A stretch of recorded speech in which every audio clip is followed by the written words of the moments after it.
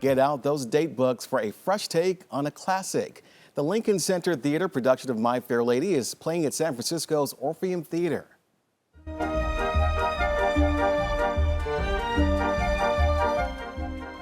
And here to tell us all about the show is the man who plays Freddy, Eliza Doolittle's suitor, Sam Simahk. Welcome to Bay Area Focus. Hi, thanks for having me. Glad to have you with us. And Sam, can't wait to hear all about the show, but I want our viewers to get to know you a bit better. When did you first bite the acting or theater bug? Oh, I was a little kid. I was, fairly dramatic and musical, and my mom enrolled me in a theater camp, and then, that was it for me. I just did it through, elementary school, middle school, high school, went to college for it. I just always knew it was what I wanted to do. And now here we are. You've been in productions like Carousel and The King and I, but now you're taking on My Fair Lady in the role of Freddy Eynsford-Hill. Was this the part you set your eyes on when you went to audition? Yeah, to be modest about it, I didn't think that I was going to get this role. When I set my eyes on the tour, I had worked with the director before, and I was hoping to be seen for the ensemble and maybe cover Freddy. And when they were like, "Oh, do you want to audition for Freddy?" I was very surprised, and I jumped on the opportunity. And I was just thrilled to have the opportunity. And the rest is history, huh? And of course, It's a classic. But for those not familiar with My Fair Lady, what's the focus of the production? Well, so My Fair Lady is one of the classic musicals from the mid 20th century. About this lower class girl who meets this professor, and they're trying to change the way that she speaks, the way that she behaves, and make a new person out of her. And so it's very much about class. It's about sexism, and it's just got this beautiful music, these gorgeous sets and costumes. I think any fan of theater will be very happy to see this production of My Fair Lady. And talking to other actors, they often say they learn something from the roles they take on. What would you say Freddy has maybe taught you? That's a good question. He's an interesting character. He's very a little sheltered and naive, but he's very sweet. He's very persistent. He doesn't take no for an answer, which isn't necessarily a great thing in 2021. But he's a very kind person, and he believes in himself, and he believes in other people. And I think that that's something that we can all take with us. And you were making history with this role as a man of Thai American descent. Tell us about that. Yeah, it's my dad's from Bangkok. He's an immigrant, and I'm first generation. And it's just been such a privilege and an honor to be able to play this role. And, I didn't grow up as an Asian American guy, as a little boy. I didn't see many people who looked like me, except for, there was Paolo Montalban in the Brandy Cinderella back in the 90s.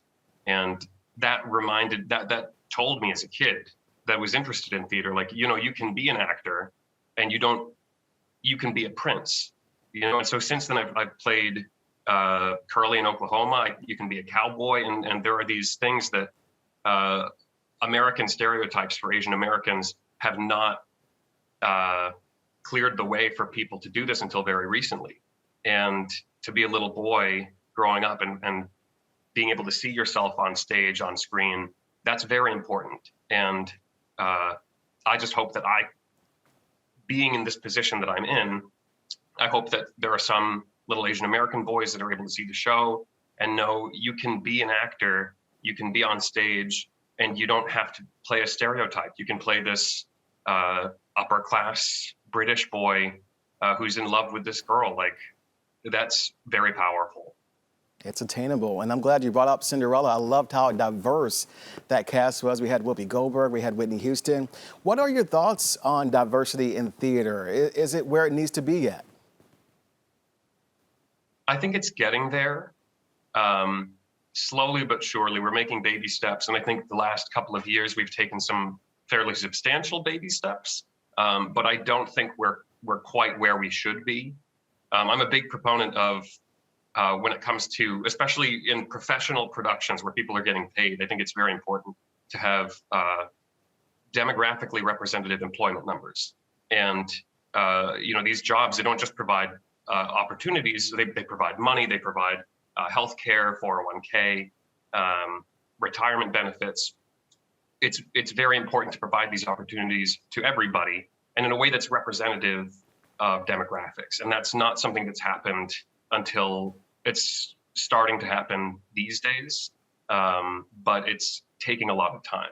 Yeah. And I would like to see more representation on stage. I'd like to see more representation in production companies and in the backstage areas. Mm-hmm. And that's a sort of representation that's very important for the industry in general. And I just hope to see more of that. All right, let's talk about the music now. This is one of those shows with a lot of recognizable music, and you get to perform one of the iconic songs, one of the biggest hits. No pressure, right? How's that experience every night?